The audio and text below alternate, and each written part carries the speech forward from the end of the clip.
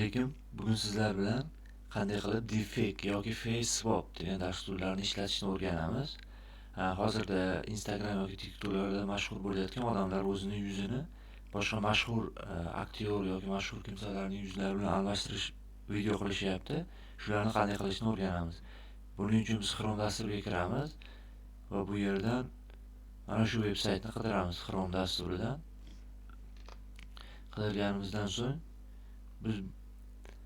bizda shunday oyna paydo bo'ladi. Bu yerdan swap with video face degan tugmani bosamiz va bu yerda video yuklash tugmasini bosib o'zimiz tanlagan videoni, men bu yerda O'zbek Tyson videosini tanlaganman va videoni yuklaymiz. Yuklagandan so'ng bu videodagi inson yuzini kimning yuzi bilan almashtirishni tanlaymiz. Bu yerda biz o'zimiz rasm yuklash tugmasiga bosamiz. Mana bu yerda Mike Tysonni tanlaganman.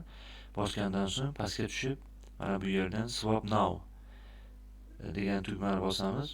Videomizni uzunligini qanchalik bu yerdan belgilab olishimiz mumkin. Men bu yerda 5 sekundni belgiladim. Belgilagandan so'ng bu yerda swap now tugmasini bosamiz. Bosganimizdan so'ng bu dastur kamida 5 daqiqa, 4-5 daqiqa vaqt oladi videomizning uzunligiga qarab. Lekin rezultat yaxshi chiqadi. Mana bu yerda boshladi hozir. Meni videom 5 soniyalik bo'lgani uchun balkim kamroq vaqt sarflaydi. Bu narsalar orqali agar o'zingizning yuzingizni chiqarib videolar tayyorlashni xohlamasangiz, YouTube, Instagram yoki boshqa dasturlarda shu videodan foydalanishingiz mumkin. Bu yerda avval videongizni tayyorlab, xohlagan mavzuyingizda gapirib, keyin yuzingizni shunaqa qilib boshqa mashhurlarning yuzi bilan almashtirishingiz mumkin, filtrlab. Mana bu yerda bizning videomiz tayyor bo'ldi. Mana video ustiga bosamiz. Bugun ertalab shunday kelyapman. Bu yerda mana O'zbek O'ris ko'ryaptidan. Bugun ertalab shunday kelyapman. Yuzi almashgan. Bu yerga kelib videoni saqlab olishimiz. Saqlab olganimizdan so'ng